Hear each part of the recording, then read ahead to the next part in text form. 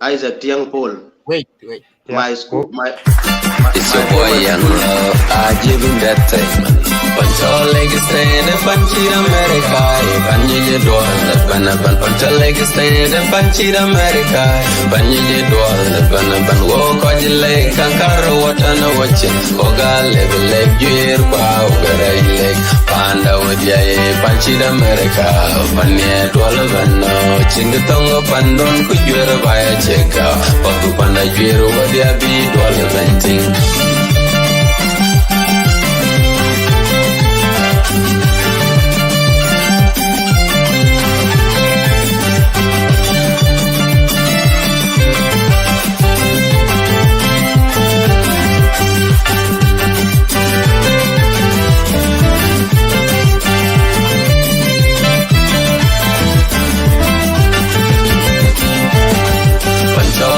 Stand up Panchi America, Panji Dwal, Pancha leg stand up Panchi America, Panji Dwal, Banaban walk on your leg, Kankaro what on a watching, Koga leg, Gear Pow, leg, Panda with ya, Panchi America, Panya Dwalabano, Chingatongo Pandon, Kujura by a check out, Papu Panda Giro, what ya be Dwalabenting.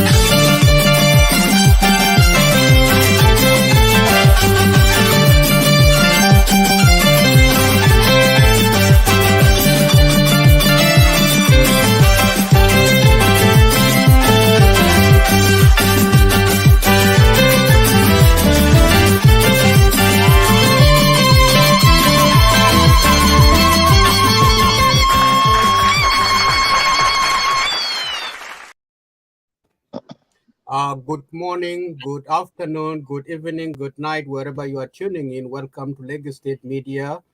Today, the 5th of June, 2022.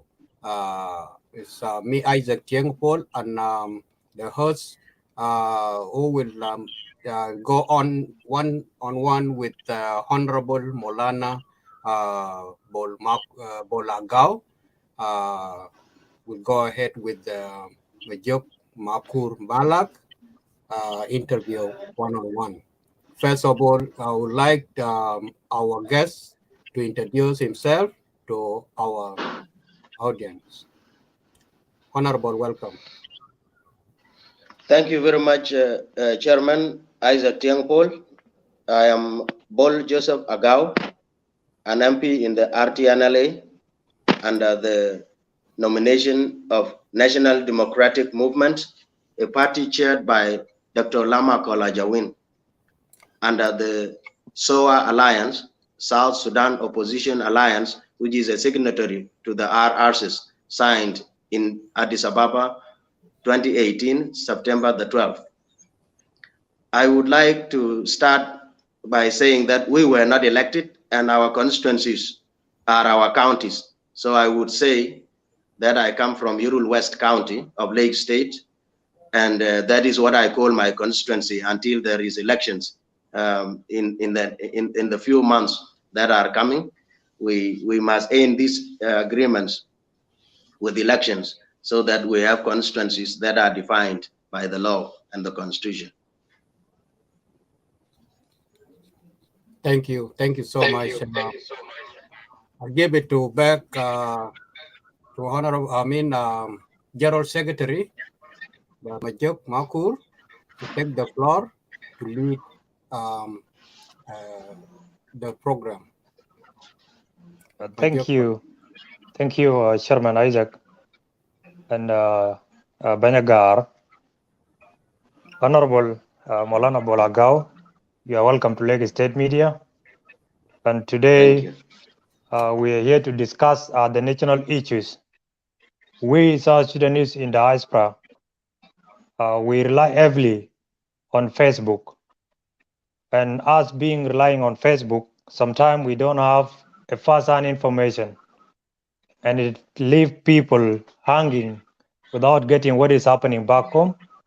And it is the interest of each and every South Sudanese in diaspora to have a first-hand information of what is happening in our country.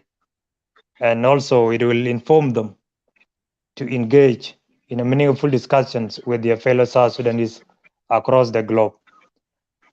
Today we are glad as Lagos State Media to host you and your colleague who is on the way, Honorable Joul Nhomngek. He will still join us. To all our viewers, get to know about that. The first questions, Honorable,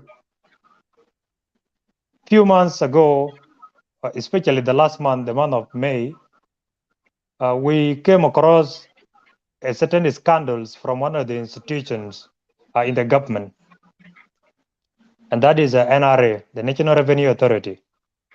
And these scandals was published by Downs newspaper that there was a misappropriations of funds equivalent with a 24 billion South Sudanese pound. And it was published on 24th of May 2022. We really need to understand from you as a national MP, did you manage to have information about these scandals that is happening in NRA? And not only in NRA, there are a lot of scandals we citizens are always getting that are happening back home. We really need to know from your perspective as a national MP. You can activate your mic. Thank you very much. I would like to start by appreciating the diaspora. The diaspora has always sat in as a second government in the Republic of South Sudan. The burden, the economic burden that you have borne for a long time, since the early 2000s, is still continuing. You are still working for the people of South Sudan, irrespective and despite the fact that there is something we call independence and freedom, which should have come with economic independence and economic stability and economic growth of the country, because most of the factors that stop us not to produce and be economically stable were thought to have been quashed after we gained our independence in 2011. However, immediately after 2 years, 2013, the country backslid into more dangerous war, which I don't compare it with the Sudanese war against the Southerners, because the suffering our people are in now is much more than what the Arabs have done to us. We have done to ourselves a very dangerous kind of activity that is killing each other, what I would call a fratricide, because it is a brotherly war that is killing a brother and killing a sister, and a sister killing the brother. And these issues have taken us back, I would say, 5 decades behind for us to recover socially and economically. With the NRA, I would be very pleased if my colleague, Honorable Joul Nhomngek, who had the documents that he got from his sources, if he were here, I would have been pleased to give him more elaborate time so that he could explain more, because when he collected these documents, the evidence that he based his statement on, I wasn't with him. And in my own research, where I found out that the 24 billion SSP is a collection of almost 4 months in the NRA. And you know, the maximum collection in a month by NRA is 7 billion SSP. And the minimum is 5 billion SSP. That is what they remit monthly. And by this, I would say, Honorable Joul might have been fed information that has not been verified with the NRA, because if you cannot submit monthly 6 billion, those who use that money, those who are given that money at the end of the collection, would have made noise, and their noise would have culminated into sacking of some of the officials involved, including the deputy chief or the chief commissioner general of the NRA, or the minister of finance, because these are the issues that always lead to sacking in this country. It is about the interests of the powerful groups. And the powerful groups, by the time you have not done what they want, their interest, not the interest of the country, I have to be very specific here. If their interest is not fulfilled, you will find somebody is sacked and there is no explanation for the sacking. So this is why you see always the decrees for removing. There are no reasons why a South Sudanese official would be sacked without reasons. The media has never asked why was so and so sacked. The powerful decrees are given by a head of state, and the head of state is not accessible for the media to give to the people of South Sudan. What are the reasons behind relieving somebody, and later on the same person could come in mysteriously to be reappointed?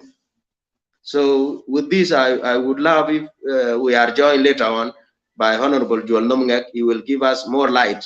He will shed more light on this 24 billion SSP scandal with NRA. Thank you. Yeah, thank you, Honorable, for your response and for your perspective. Yeah, you are right. NRA, according to the circular which was submitted to NRA last year, 2021, by the Minister of Finance, the estimations which NRA should submit to the Ministry of Finance monthly was 2.9 billion SSP. Literally, it was underestimated. So NRA managed to collect more than 5 billion SSP, and they start submitting them, and also millions dollars. Literally, we will wait for Honorable to join us, and then he will shed more light on the same note as you put it, because you were the right person actually to answer the questions according to my program. But because it's not yet, and I just thought of asking you. A second question, there was a statement which was released on the 5th of May, 2022 by Honorable Minister of Finance and Economic Planning, saying the reason to why there is so many arrears which were not paid to we lecturers, we have 6 months unpaid. It was like there is no money, and for the government to pay the civil servants or to clear the areas, then government have at least to purchase some, to obtain some money. And the reason why government is not having money is simply because the oil was pre-sold until 2027. And for that reason, he will not be in a position to get money easily unless he will also pre-sold the oil proceeds of 2028 in order to clear the arrears and also to pay the civil servants. As a national MP, since you were inaugurated last year on the 2nd of August 2021, can you enlighten the public on this note? Is this how the country is operating? How true is the statement of the minister? Although he came back on the same media platform and he stated that he was quoted out of context. He was taken out of context. That is his word. Kindly, Honorable, can you elaborate more on the same note, and also enlighten the citizen to know whether this statement is true or not, whether we will go for his second clarification, or we must uphold the first, the truth, which people view as the only truth. Thank you. Thank you very much. I would like also to take this opportunity to welcome my namesake, Bol Agau. Welcome on board. I have seen you right away from the US. I appreciate the question, and I wanted to be very clear here, because I would like to start by appreciating the first transparent, honest, truth-telling Minister of Finance. This is the first of his kind since the beginning of our country, right from 2005 up to 2022, where we found out there are honest leaders in the Republic of South Sudan. Honorable Agaga Chwil, his two statements, they are complementary to each other. There is no statement that I could say is not true or is true and the other one being wrong. Why would I say so? Honorable Agag for the first time told the country that the country is broke. As we speak, this is a truth holding. There is a threat, a national insecurity, which is brewing because of the army and the organized forces who are armed are threatening that if another 3 weeks are added without salaries, they will get into the markets and get food out from the stores, which are individual stores, to their families so that their kids don't die of hunger while they are seeing the Konya Konya market is filled up with goods, but they cannot have money to purchase the goods. The Jebel market, the custom markets have stores of food items that they cannot buy because they don't have money. This month, the month of June, is the 6th month that all the civil servants are going unpaid. And imagine a country that only relies on oil. When Honorable Agag confided to the public that the oil has been pre-sold, it was not a bad thing. You know, when you have resources and you can sell them in advance, it is not a bad thing. You can sell and then you have the money. The question is, where is the money of the pre-sold oil? Agag has told us what has happened. The oil has been pre-sold till 2027. We must be rich. We must not have arrears of salaries.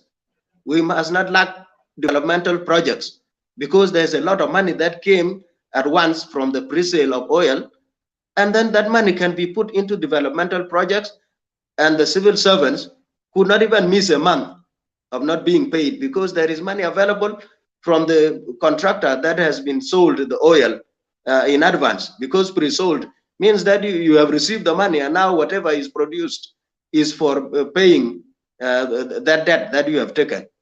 But if that money has been squandered, it has been mismanaged, this is where there is a problem.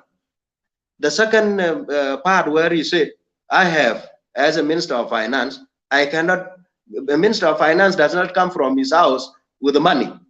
It is the resources of the country that he manages, or he or she manages, by making sure that he has, because scarcity is a reality.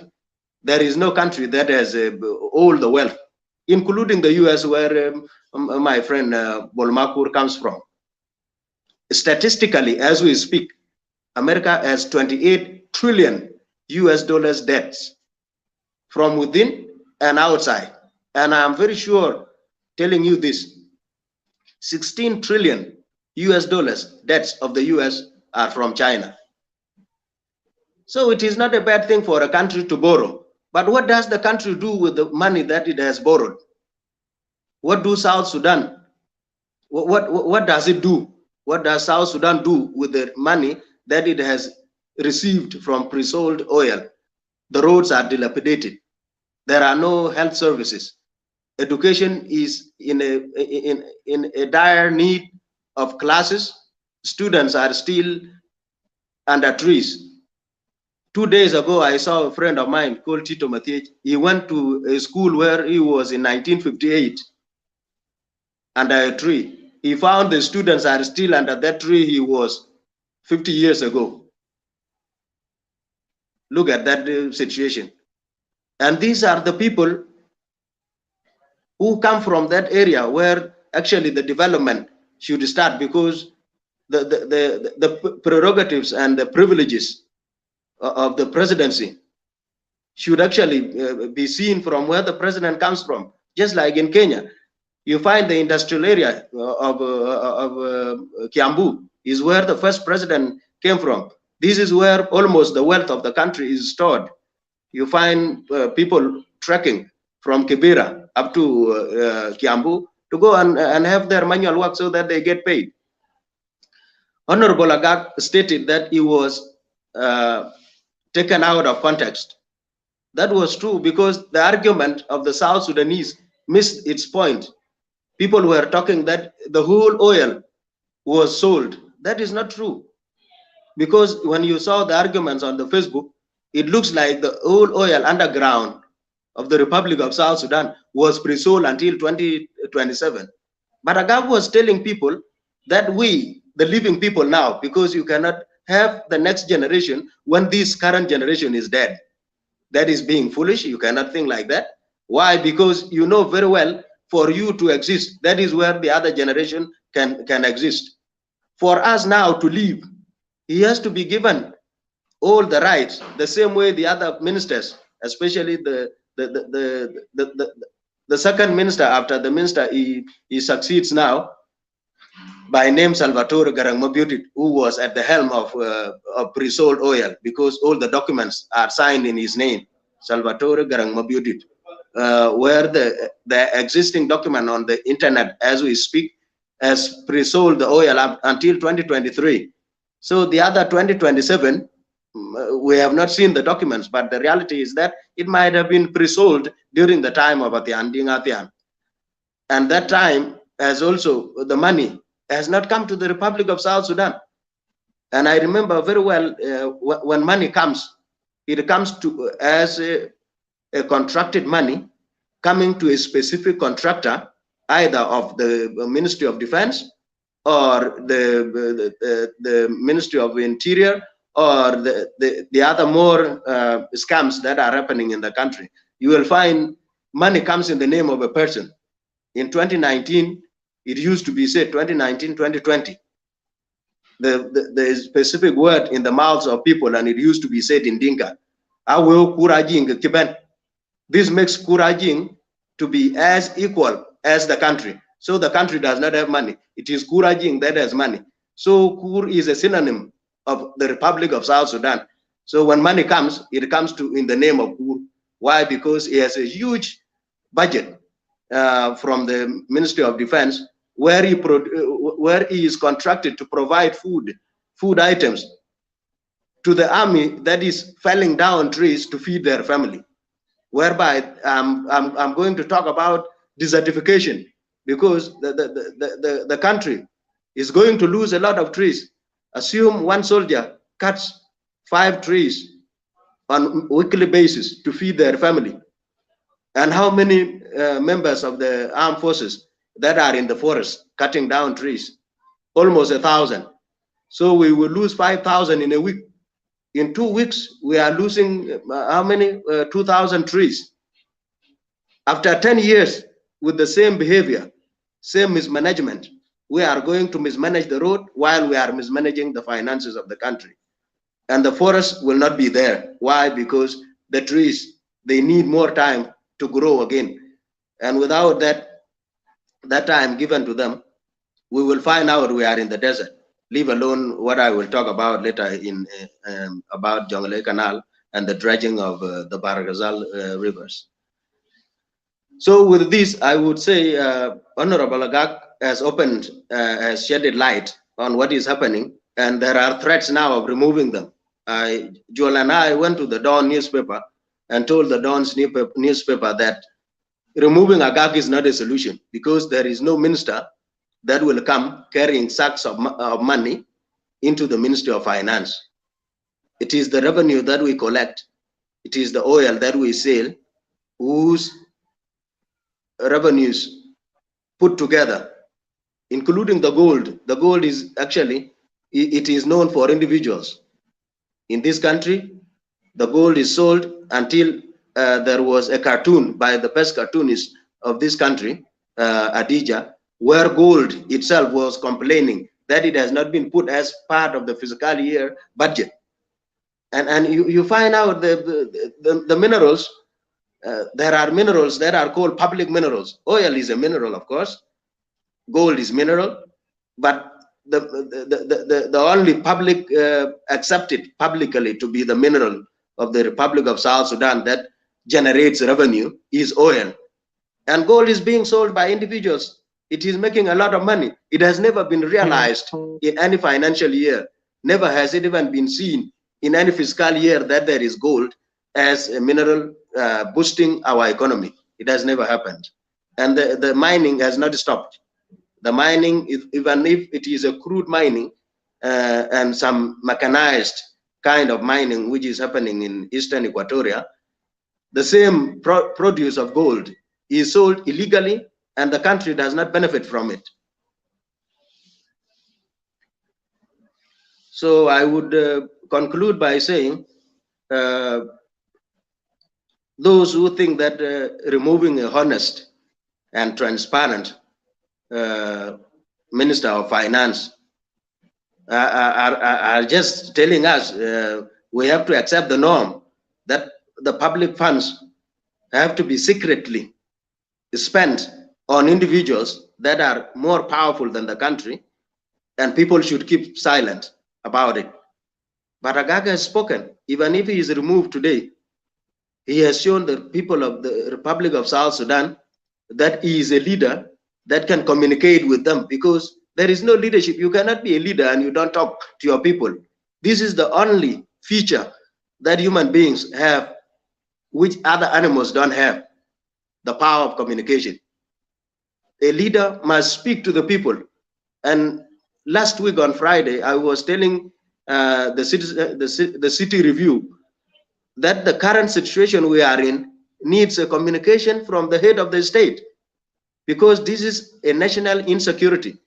Economic crisis are national insecurity, and they can be addressed by seeing the government making some moves. But our government is silent about this. And I was likening it to saying, if there were some bullets, there were gunshots, we would have seen the head of state dressing in his military fatigue and telling the country that we are under attack, there is a coup, and we have to go against it. And this is a real coup. The people might be forced by their animalistic character to start looting in mass, and that one will be a crisis. And addressing it now is a solution. So with this is what I can say about the current situation and what the Honorable Agag confided to the public and the people of the Republic of South Sudan. Thank you, Honorable. You mentioned several things, and you explore and you expand. You expanded actually your answer in regard to the issues to do with the soldiers. Some of them are relying and surviving on using our trees, cutting down trees to make charcoals in order to earn a living with their families, which is very unfortunate. Statistically, you have mentioned it, within next 10 years to 15 years, and then deforestation in South Sudan will be over and people will be in a clear desert area. That being said, it is right for leadership sometimes to be honest with people. And many citizens appreciated Honorable Minister Agaga Chwil for telling people what many citizens were not aware of. Maybe few, the elite one, or the few that were involved were the one who were having that knowledge of what transpired about the oil. You also answered the question, which was supposed to be a follow-up question. If the oil was pre-sold, then where does that money go? Because if you receive huge amount of money, then we were hoping at least to see something in terms of infrastructure, in terms of schools, education, in terms of health facilities, and in other governmental offices. I truly believe there are some offices which are now not in a good shape, and they really need to be renovated. And fortunately, you mentioned it clearly, that this money comes in the form of contract by individual basis. So someone just go to Dubai, you receive your money, you come back to Yuba with your money. And people don't even see the supply or the contract which was given to these businessmen and women. Kindly, can you elaborate more on that? Because if someone is given money, what kind of contract did he or she deliver to the citizens? Example is the one that you mentioned, that someone was given money, a businessman, in the expense of him delivering foods, items to our army. But did we see that such vehicles coming to the country through the border point of Numili and also through the airport, all the way to Bilpam and to other divisions where our army or the barracks are?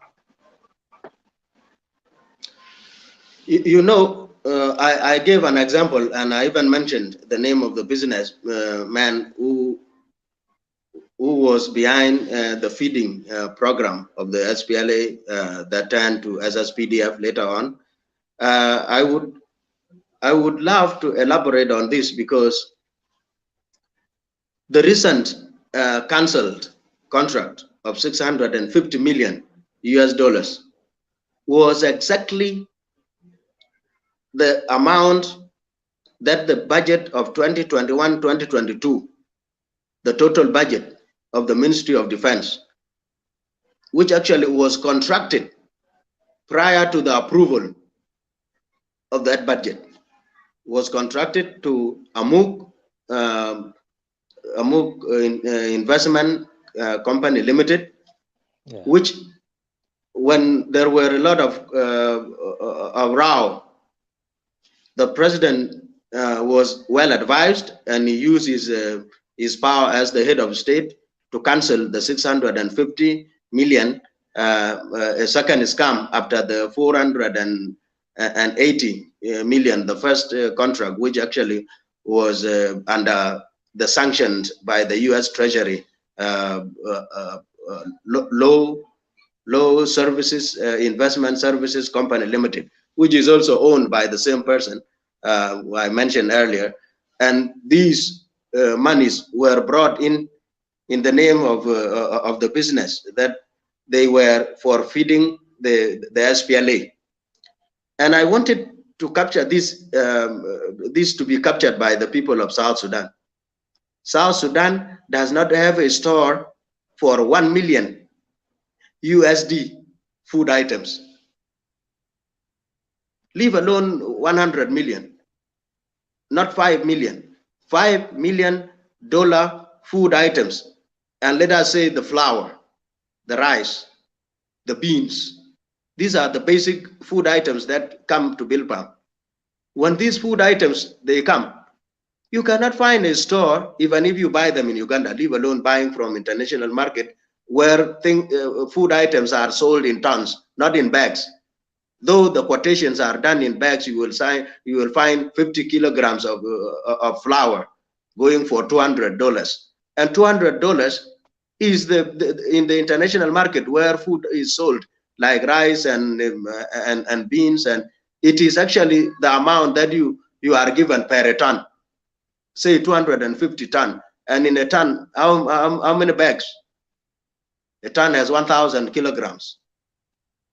And this specific information is not known to our common people.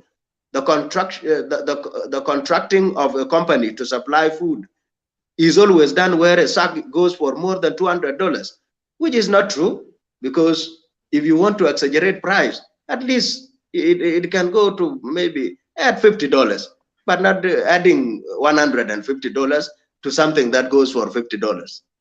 So with this explanation, the army, as we speak, the army of the Republic of South Sudan is still hungry. Even if that small food items that are procured, when they are brought, you find out they are distributed in the houses of the generals and the personnel, the SSPDF officers, have to be managed under patronage. You find General Bol Agau has enough food in his store, then my bodyguards have to come to beg me by using emotional stories. For example, last year, or there was a shooting within the Bilpam, where the bodyguard whose wife just delivered or miscarried, decided to ask his boss that my wife just delivered, and the expected action was to give some little food and some little money so that you start feeding. But the answer that came from the general angered and enraged, and the guy uncontrollably had to shoot his boss. And Peter Manjura had to escape through a window, and it was a dangerous escape. He was almost killing himself, jumping down from a rooftop through a window. Yeah, and this was the sign that the food that goes to Bilpam does not even go to the soldiers. It goes to the generals that manage it to patronize, to work as the lords. And then you would say, as if Chola Big belongs to Ben. It belongs to them, the soldiers. It belongs to the South Sudan People's Defense Forces, not to the generals, and then they give it as a food aid, making the institution to be functionless. The institution that was supposed to be giving food out after being both contracted from a contractor, brought into the country, it should be distributed equally and equitably, rather than giving it to an individual general, and then that general lords it on his bodyguards and those who are coming to beg because of the situation they are in, leave alone the salaries. Thank you, Honorable Molana Bol. Based on the first two questions that we have really exhausted and discussed, and we still have more to explore in regard to the two questions. We move to the third question, and the third question is actually like outcome of the second question that you have just answered. You have clearly explained how desperate our army is. And out of that, we have seen the insecurity level in the country is increasing day by day. Last week on Thursday, we have seen what happened in Kejikeji. 3 individuals were shot by SSPDF. Yesterday too, we read on iRadio that SSPDF 2 shot other 3 people alongside Kaya and Ye Road.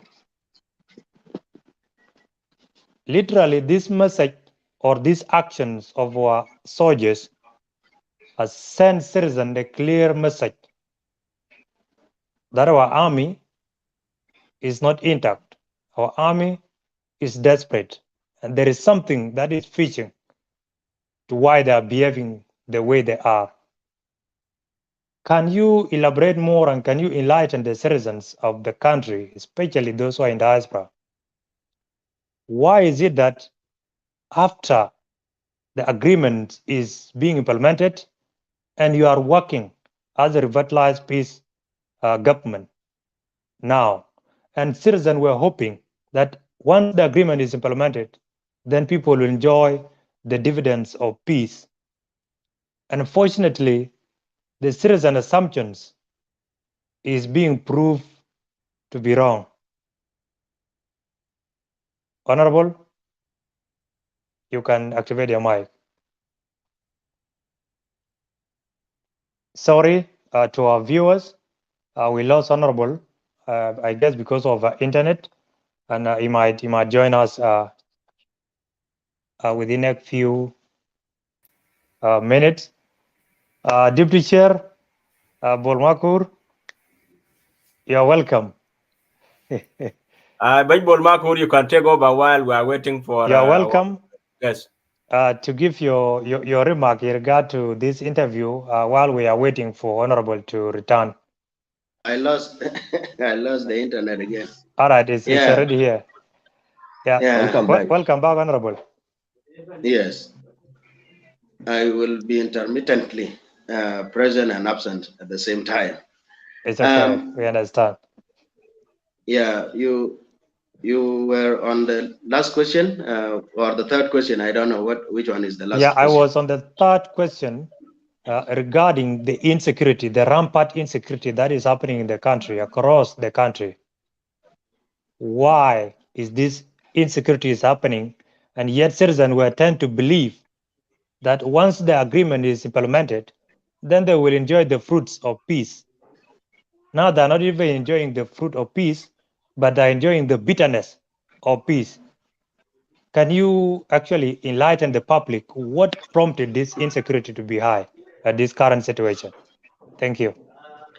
Yes, thank you very much. This is a very important question, and a question that I wanted actually to elaborate on if I had time.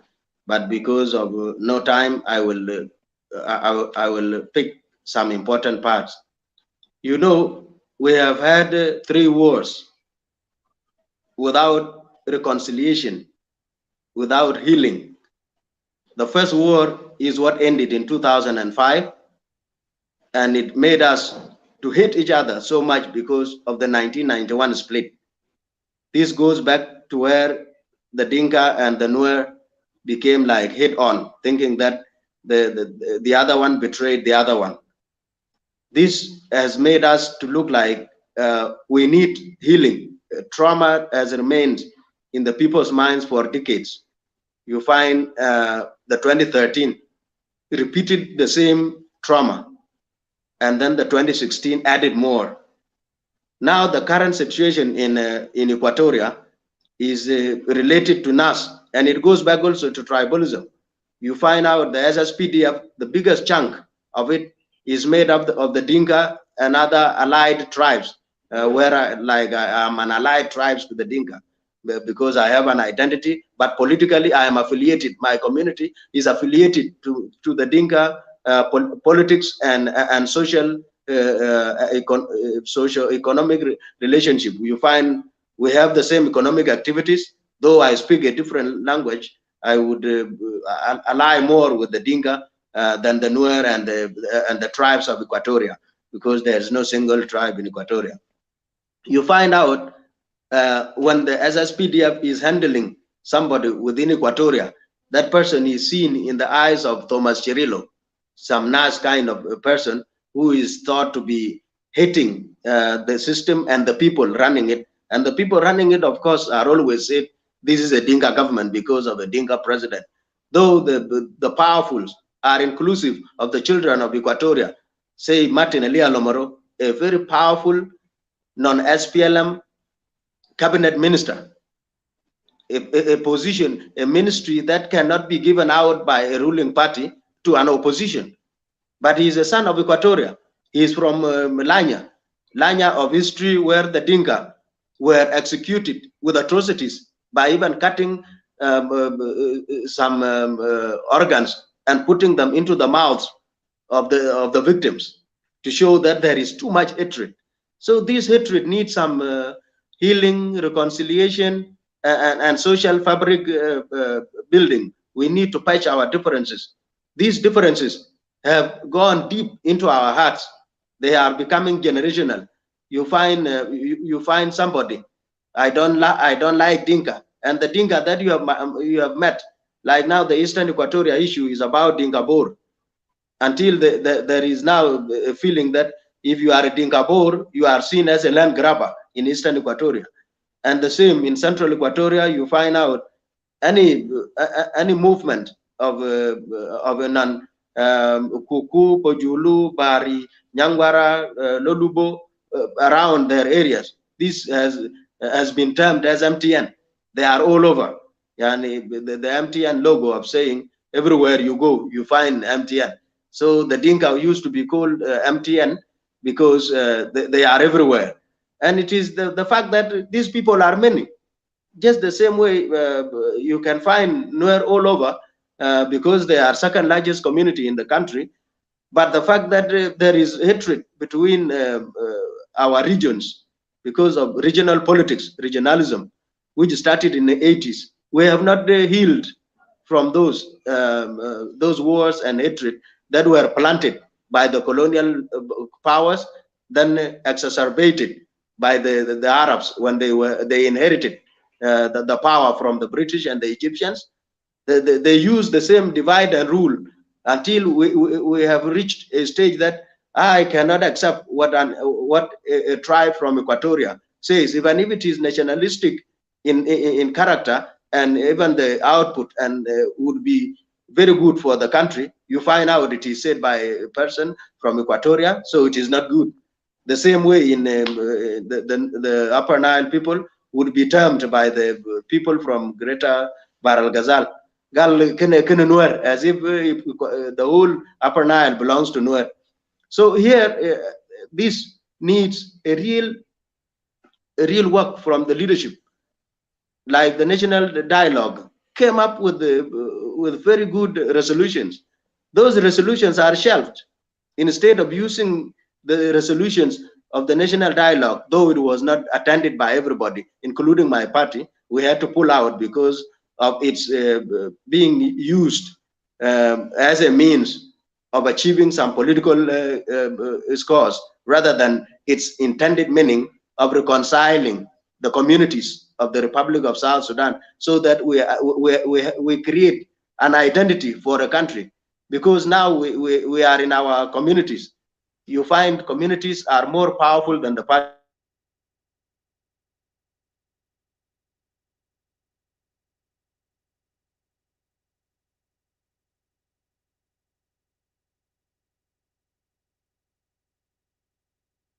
Sorry, our audience, honorable internet is a bit not stable, so it has frozen. Maybe Deputy Chair Bol, you can drop him so that he can come back again.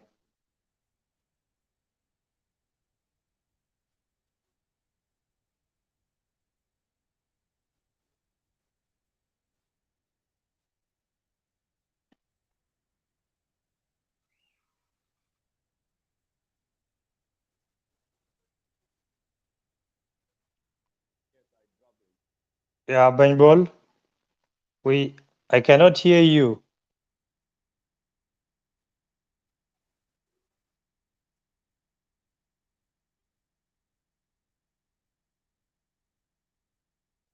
Still, I'm not hearing you.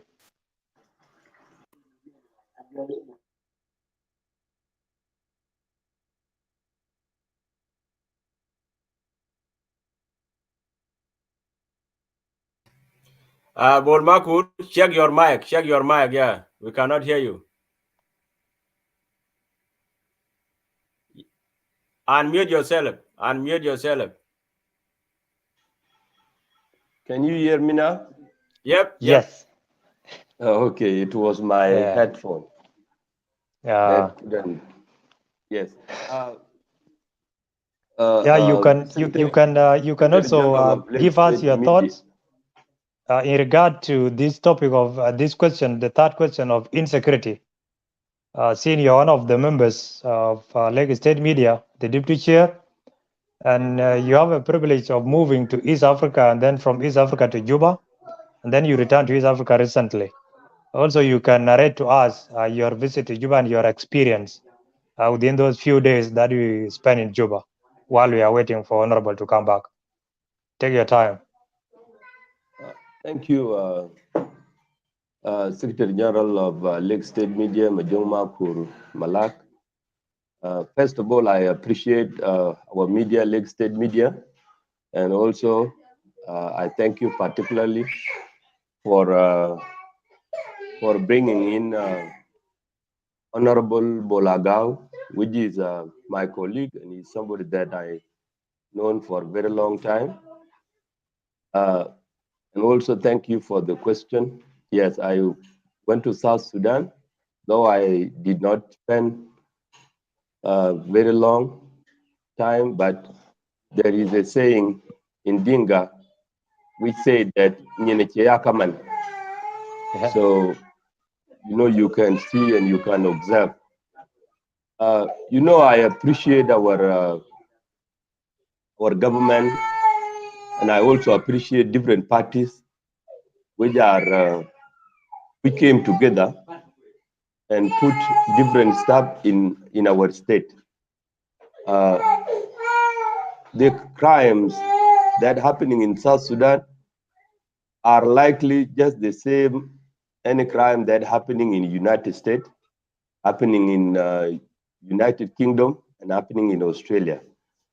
Only they need different approach.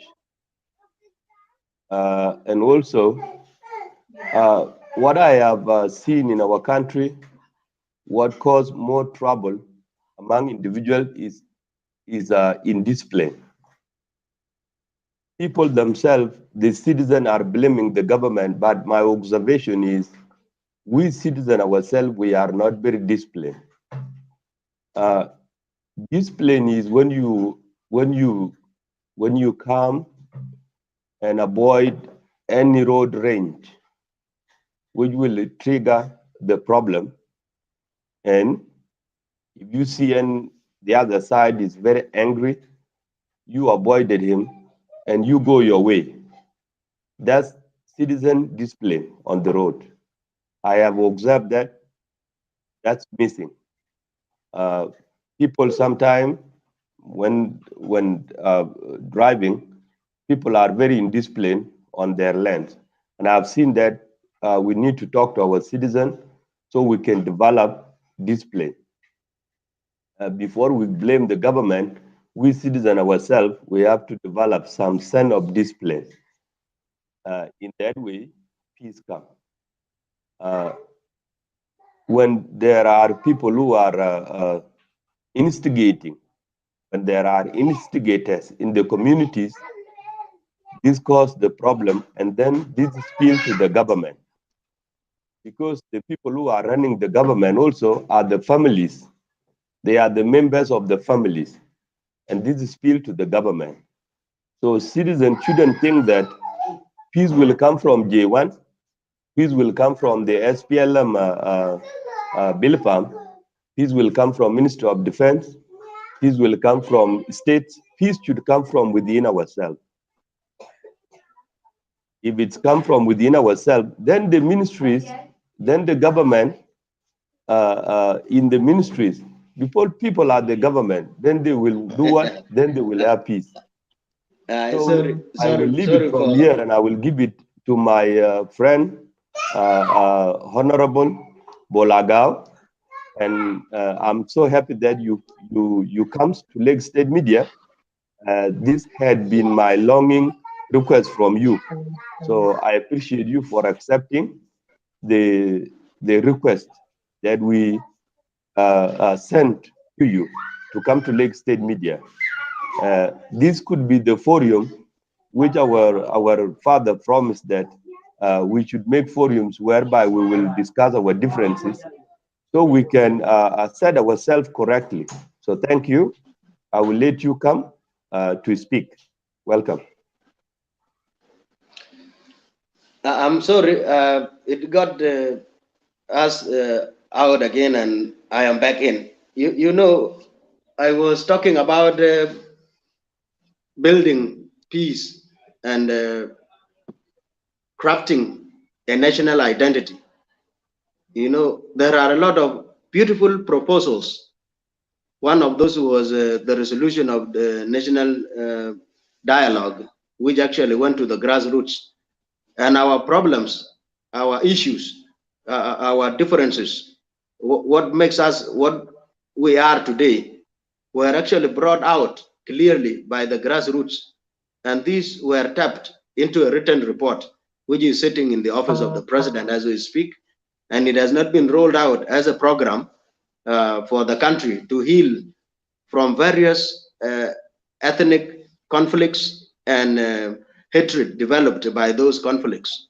And the hatred has deepened so much that you find out the revenge is by instinct. When the soldiers found out one of them was tied on the tree and died there rotting, they had to come to kill the reporter, the one who reported that I found the dead person tied on the tree. I would even say the people of Kajokeji are lucky because There is a government responding as we speak. But look at what happened to Lair. People have gone to the extent of beheading each other, just like ISIS, the Taliban, and the Al-Shabaab, and the Boko Haram, whereby you behead a dead person. You remove the head, disable it from the neck, and throw it down, and then you celebrate that you have killed a person. Those atrocities have never been in our cultures. People run away from the dead body by just seeing it. And those who kill in the battles, those days when we used to fight by spears, when you have already known that you have harmed a person with the grievous heart that you think would turn into death later, it becomes like you have to run away. You have to be far from that body. Even the way the last minutes of its death, you don't enjoy seeing them because it is painful to an Nilotic and the people of South Sudan at large, that you enjoy atrocities and the pains of a dying person. It has never happened. But now currently, nobody even talks about Lair just because Riek Machar came from there and he's looking for power and he's a Nuer. The death of a Nuer is not something to ponder around. Unlike when Kajakeji thing happened, I'm sorry to say the fact, it became a national issue. We discussed it in the parliament. We talked about it. A motion was raised by Honorable Mary Puru coming from Kajakeji when the Lair atrocities, which killed 32 people in a day, happened. You find some voices. Why would you love a country to go down into chaos under your control? The whole presidency could not state something about such atrocities. They cannot sit to discuss the security issues the country is in. You cannot bring together, unify the forces so that any other insecurity causing agent and instability agent could be identified differently. Now you cannot know the other time when the two people were killed in Kajakeji.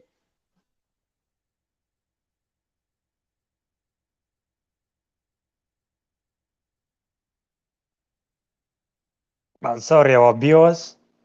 We always have a challenge with internet, especially in Juba. We understand the internet connectivity is weak, and it always give our guests hard time. You can drop him, Deputy Chair, Bol, so that he can come back again. So okay, you find out, I'm sorry, yeah, my phone is warning me that I have used more data, 2 megabytes. So all right. 2 gigabytes. So it's like saying who has the authority here when people are killing themselves. It lies with the agreement signatories, the presidency, where coming from SOA, we have a member of the presidency by the name Hussein Abdalbagi, actually giving out services. You don't give services in an insecure situation. Even if the other principles are not talking about security, the service cluster should actually start by saying we cannot deliver services because of the insecurity. But people are quiet and following the complacency of the leadership because everybody has in his heart a revenge heart. We want to revenge what was done in 1991. We want to revenge what was done in 2013. We want to revenge 2016. So with this revenge, a cycle of insecurities are going to continue for a long time.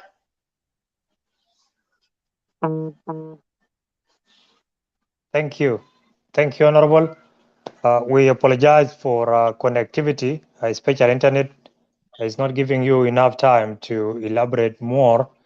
But still, we will reschedule actually another interview where some of your colleagues will be present. But we just wrap it up with the last two questions. The insecurity issue, you have already answered it, and the Deputy Chair, Bol Makur, also laments and comment on it, that South Sudanese are so indisciplined, so citizens themselves shy away from taking responsibility and taking charge of the country. Even the way they move in Juba, the way they walk, the way they drive, those were observations made by Deputy Chair during his short trip to Juba. The second last question is, we have seen the issues to do with the scandals. There is a scandal every day in the government offices or in the government institution. We have seen the oil pre-salt. We have seen insecurity, the rampant insecurity everywhere in the country, threatening the entire country. Now, as a national MP, what is your role as MPs in all this mess that's happening in the country? And you will answer that. And also you need to answer, did you have a time to manage or to someone, the chairperson of South Sudan Anti-Corruption Commission? Because anything to do with the scandals, anything to do with the corruption, citizens always trust South Sudan Anti-Corruption Commission to come out publicly and condemn and summon the individual or institution that involved in the scandals for investigation. Now they are so silent, and it even seems like there is no even South Sudan Anti-Corruption Commission existing anymore. So as National Assembly, do you ever manage to summon them, at least to question them why they're not doing their role? Thank you. You can take your time, Honorable. Thank you very much. Before Honorable Bol Agau, before you go ahead with the question, answering the question, I just need to advise all these guests who used to come to Lagos State Media, please, when you have been invited, because we have a lot of questions are on air here, especially the viewers, and those questions, they're supposed to be answered, but because your network is not stable, as you mentioned it, but please, you guys, when you come next time, please be equipped with your network so that our viewers will be having a chance to ask some question, and their question must be answered because they are part of the nation. Thank you. Go ahead.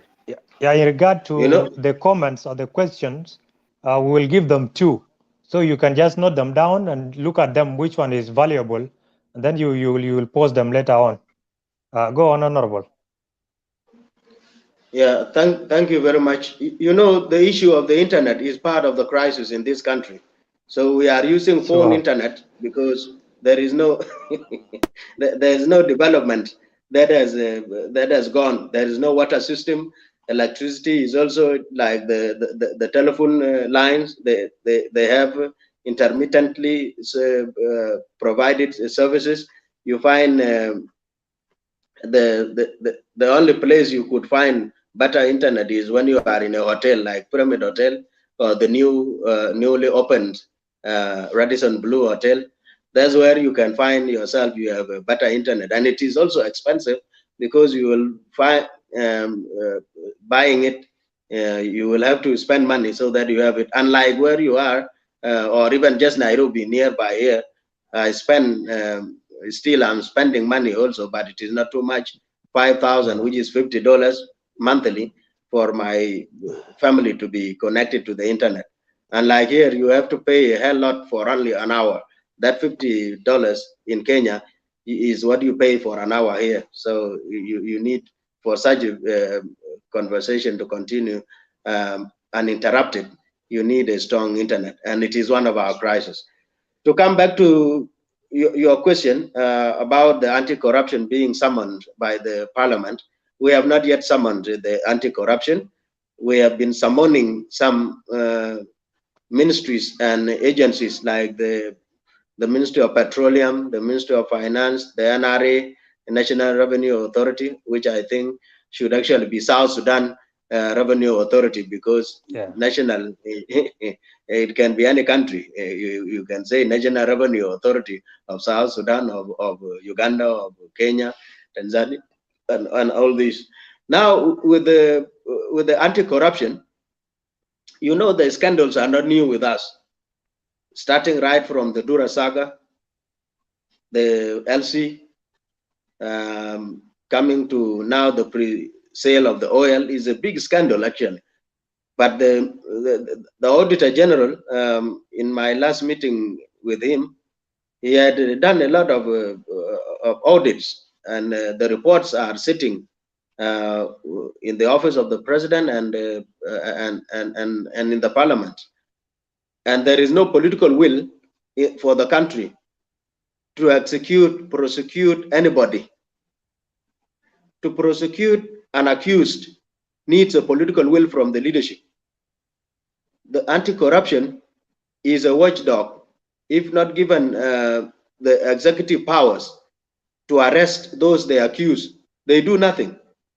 They just sit there and they say, we have identified a thief. Bol Agau is a thief, and we have his reports, and this is the report we have compiled.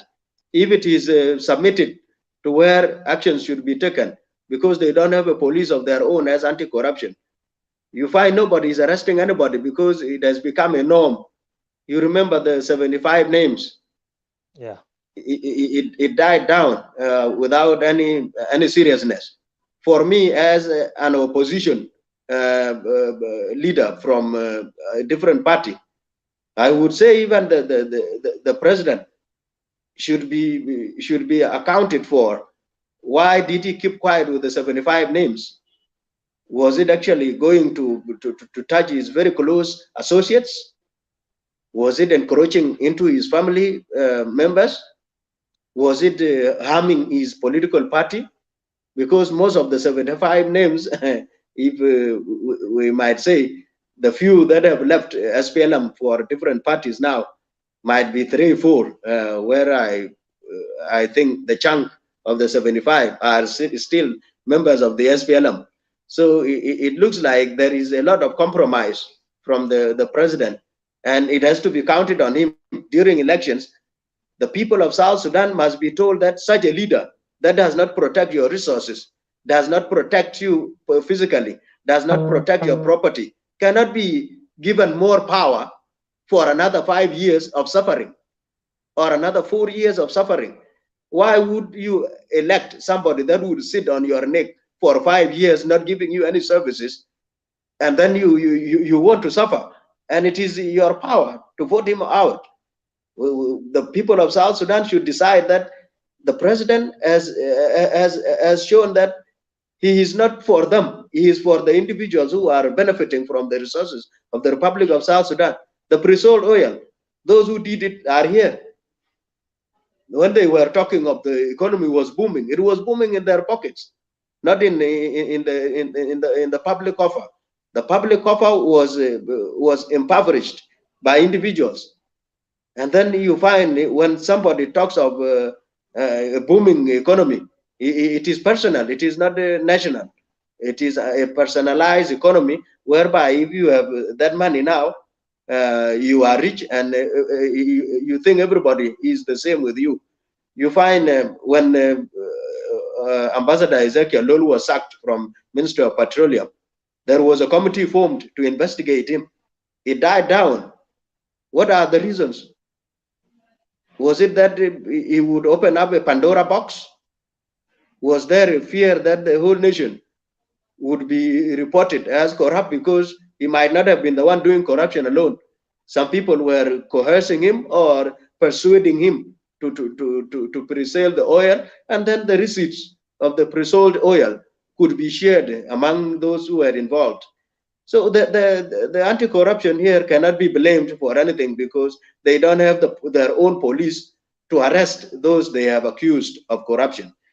And those they have accused of corruption are more powerful than them and even more powerful than the nation. Thank you, Honorable. That part of that question was, what is your role as members of parliament, especially National Assembly, as opposition? You know, when you were outside the government, you were so much into thinking the agenda of change. bringing in Yes. democratic society and all these good things. You are thinking them unequivocally, all of you. But now, after you went into the government, citizens are wondering, and we are still giving our ears to hear from you. What are you doing really in the parliaments as opposition? And remember, Yes. government operates when there is pressure from opposition. Thank you. You are absolutely right. What exactly we are doing here now, the forum, why you called me, it is because I wear the cloth of being called an MP. And all what I have said are what an MP and any other opposition MP should be saying, so that we trigger change in the minds of the many people who are not aware of their rights. It is your right to ask your government, what are you doing with the resources of this country? We in the opposition, though we are a minority, because there's something called technical majority. Last week, we just passed emotionally the bill of political parties. You know what we did in that bill? Some of us argued for three things. One, the registration of political parties was given 10 months, which is against the agreement because we have extended the agreement by 2 months, which is not our mandate as MPs. But because of technical majority, the SPLM have more voices in the parliament. When you find 14 people have talked and say 9 people are from the SPLM and the other 5 from the other political parties. You find if the ruling is done, it is done in favor of the 9 who are speaking for that. And those who are against it are minority. So technically we are beaten. Even if I come out and say this fact, that we differed. One, in the number of voters required in 2/3 of the 10 states to be 300. SPLM needs 500 because they have a tyranny of majority. The membership is wide because this is the mother SPLM SPLA, which has stuck into the minds of those who are suffering now. You would find somebody who has not been paid for 6 months saying, I cannot leave SPLM. This is now, it has become more slavery. It is not even, it is not about welfare, because there is nowhere you can find somebody that sacrifices his welfare for a looting agency like the SPLM. The SPLM is paying itself salaries from the Ministry of Finance, unheard of in the whole world. There is no party that has an account with the Ministry of Finance in any country. But SPLM has an account with the Ministry of Finance, an anomaly that never got corrected since 2005. You find somebody claiming that this was the CPA money that was deposited into the Ministry of Finance, but it was money for the SPLM. Why would the SPLM not change their account and withdraw their money from the public account and put it into their private bank, just like any other political parties? So we have a lot of persuasion, a lot of lobbies to do, so that we could be heard. You know, mechanically, the voices of majority, even if they are saying a wrong thing, they are heard because they are saying a wrong thing in many voices. Our voices are too minor that the few who understand the dynamism of politics would be the only people listening to us. So like you listen to me because you feel like a welfare government that takes care of its own people, just because you have seen it in other countries where you are, in Australia, in America. There must always be services to the people before you do your little thing. There's no government which is not corrupt, but the scale it is in my country makes it look like why would such a wanton corruption be given a go without being questioned? So this is what we are doing. Though our voices are not so many, we are triggering, and you could hear from here. This is one of them. I'm telling you the truth. that we need some change. We need some economic change. We need some governance change, whereby voices of speaking, like now, it is only this media that I could access. I cannot be allowed to say such in SSBC. The person who is giving me that chance would be arrested, removed from work. That person will even be imprisoned because he has allowed a member of opposition to speak the truth to the people of South Sudan. They must be kept in ignorance so that they are ruled in ignorance. Thank you, Honorable. We will move because there are more to discuss and the internet is not that stable. We really need to know, as opposition from your party, are you hoping that there will be elections next year? And if there will be elections, are you ready for elections? Because your chairman seems not to be within the country. Thank you. Wonderful. Elections are not decided by us. They are decided by the agreement. And you have seen the pace the agreement has taken. It is at the snail pace. It is moving in the slowest motion. Even in Kiswahili, they say the Kobe does not move.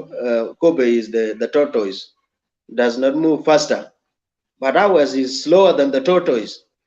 You find we are in June, and by December there should be elections, and 6 months. I am not seeing miracles to be done. When I see SPLM with their blood red T-shirts moving around campaigning for elections, I ask myself, now will His Excellency the President step his foot in my in-laws' land, the Nasser County, to seek votes, and then he goes to Akobo, then he goes to Wat, to Lankian, to Kurmot, to Jigmir, and then up to Malwalgaot. Will you go to Pagak? Is it possible for him to land in Kajokeji? Will he go up to Belnyang asking for votes? Is it possible for him to go deep to Maridi and the Zandeland, up to Yubu, Nzara? Is that possible? Because you have to seek votes, and that needs a lot of movement. Is His Excellency the President capable of doing that? So such questions, when they come into my mind, I think it is not me alone. There are some other people who are thinking like that. If there is that energy, let us see in the movement of even pushing for some services within Juba to move. Because I have seen only the vehicles moving from the house to the office and back to the house. There is no any other movement of the candidate of the SPLM. Now, with us, we don't have a problem. The country that needs elections has to bring all the political parties and their leadership into the country. Dr. Lam left, the chairman of NDM, left this town because he does not have a house here, and he was under accommodation of the government during the first months of implementation, with the hope that there was to be some arrangement for him to have a rental house. With this, as we speak, he had to be humiliated every time by the hotel owners, saying your hotel room has not been paid by the NTC, the National Transitional Committee, so we need you out. We are locking our hotel room. So it happened severally. In my I was a witness of this at Dambesh Hotel.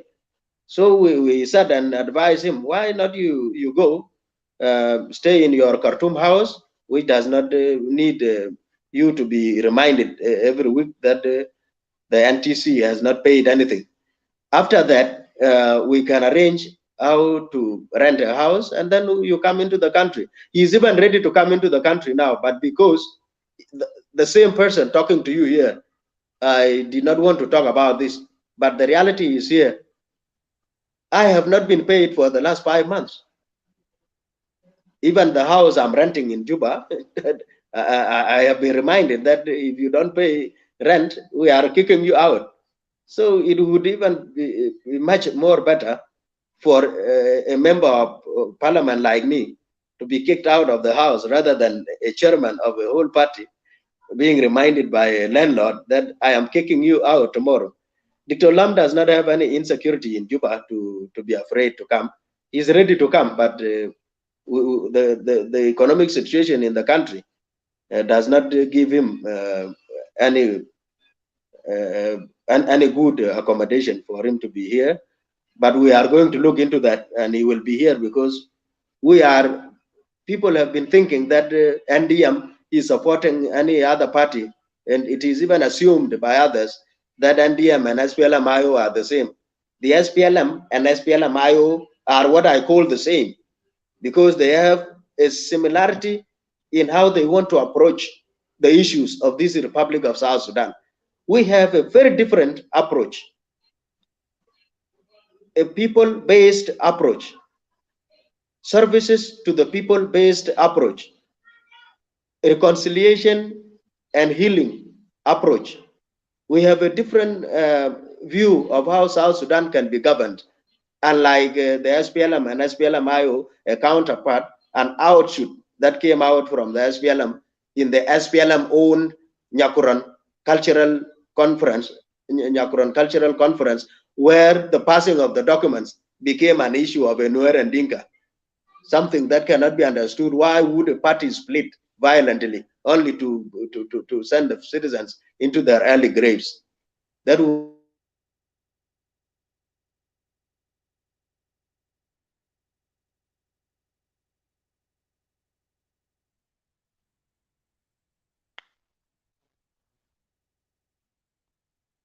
Yeah, we lost him again, and I think he will still join us for us to wrap up with our interview of today. And to our viewers, let me remind you, we apologize for off and on behaviors of Juba Internet, but basically, we will reschedule another interview with at least 2 to 3 MPs to come and feed us, especially as South Sudanese in diaspora, on what is happening back home. And this interview, there were supposed to be 2 MPs, both of them from opposition. One of them did not attend, simply because of some other inconvenience. That's why he did not manage to attend, Honorable Joul Nhomngek. But we will make it for him to come with other 2 MPs, including Honorable Bol, will still join us in our next interview. So if you have your questions, I'm glad that you post or you comment your questions under the comment section. And my good brother is taking care of that, Agar Deng Mabok. As I told you earlier, you can note down 2 to 3 questions which maybe have been posed or asked by our viewers. And then we can read them out to Honorable to answer them before we end the show. The last question we were supposed to move in with Honorable was the issue of Jonglei Canal.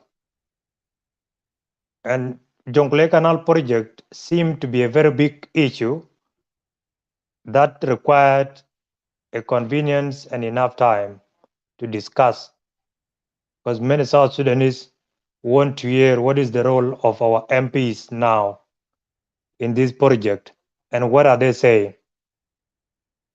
Because we have observed on social media, South Sudanese are crying, and our leadership seem not to give us attention and not even have a courage or show a support of seeking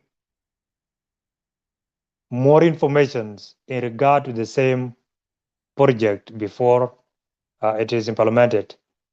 We were really surprised yesterday to see equipment being transported and received majestically by the state governor of Unity State. We will wait for Honorable to come back, and then we will allow our audience to pose their 2-3 questions, and then we wind up with our interview so that we can give the issue of Jonglei Canal a separate day for them to come and discuss with South Sudanese. And we will invite more people on that day, especially those who are also in diaspora here. If you are interested to be part of and parcel of the panelists, kindly you are requested to contact Lagos State Media Office, and we will be happy to pin you in to be among the panelists that will discuss the issue of Jonglei Canal. We hosted this, some of the great mind, almost 3 times for the last 3 months in regard to Jonglei Canal project resumption. And it was seemed like things were being heard by the government. Unfortunately, ignorance is not yet over in the mind and the heart of our leaders. So that's why we have seen Egyptian government coming in with the equipment under the topic of dredging and clearing the Nile River tributaries. But we will discuss that more. Benagar, I hope you are taking note of the questions that might have been posed down there by our viewers.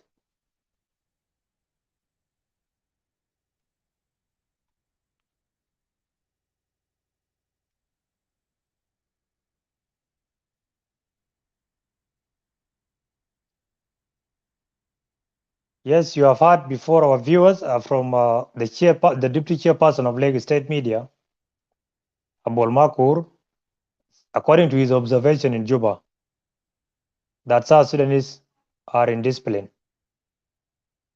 On my part, I can concur with him in a sense that we don't take responsibility as citizens. We always believe everything should be done by the government. And if we believe in that, then believe you me, our suffering will not end sooner. It will take us up to next 10 to 15 years until we realize that we have a contribution to make in that country. We have a contribution to own and take responsibility of every situation, the way we approach each other, the way we articulate our issues, the way we even drive in Juba road, and the way we interact with other South Sudanese. Until we do that, then our leadership will be in a position to understand that the citizens are moving in the right direction. Begar?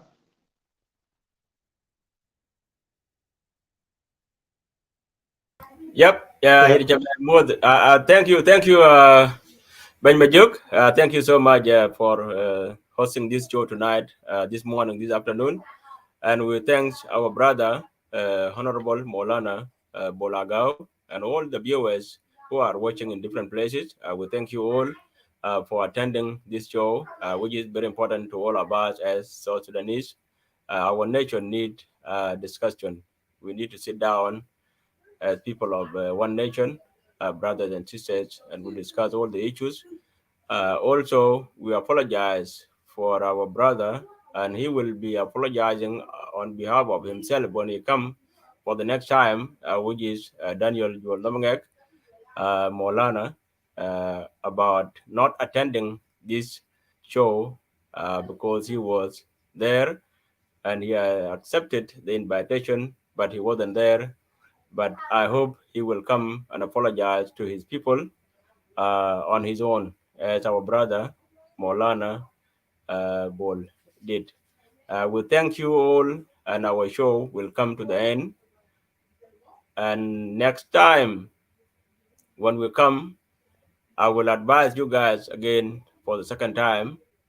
Please, when you come and address the nation or address your people about something that is not going well, or whenever you have achieved, whenever is going wrong, please, we know in Africa the network is not good, but we will still request and beg you guys to come with the full network. Full network is like when you prepared yourself to go and eat something. You will not say, I will go and take a quarter of it or a half of it. So you will come and sit in the meal that have been prepared. So the meal does not be prepared by anyone. You prepare it on your own, whether he or she. And then you sit down preparing to finish that meal, and then you will be awake next time to come and fulfill whatever you are doing. So for all of us as South Sudanese, no one can come and complain about network, because network is part of you. You are the one who can fulfill your network.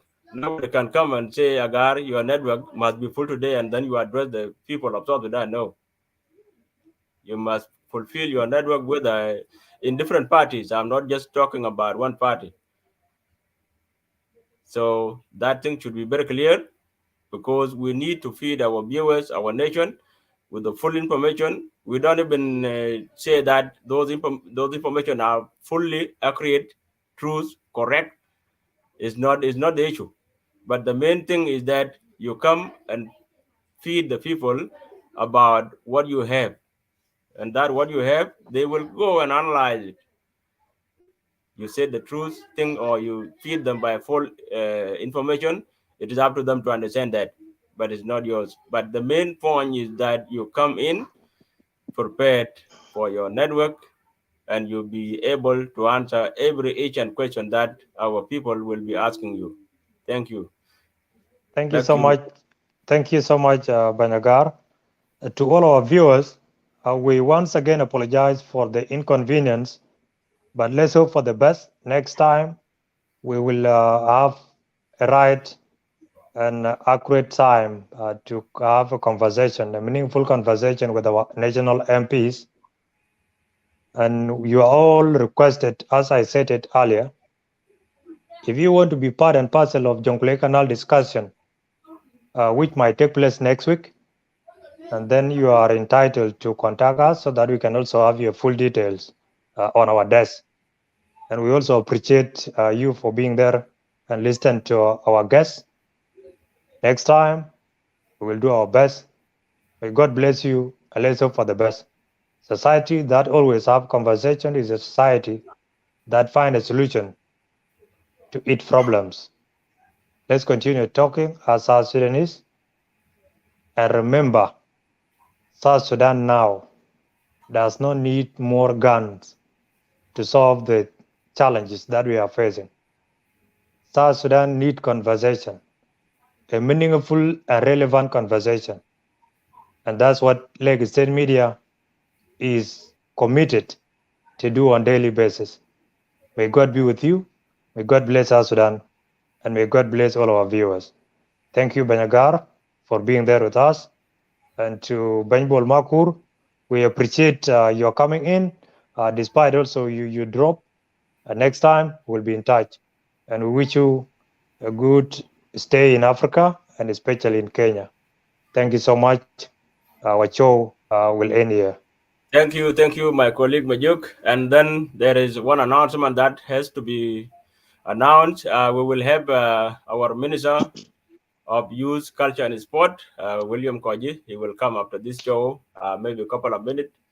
Just be tuning in, and then, like I said, will come up again maybe 20 to 25 minutes for our Minister William Koji on behalf of Lagos State. Thank you.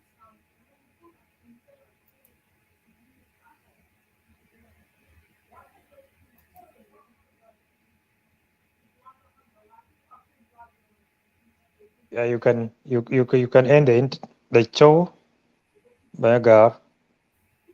Yep. Yeah.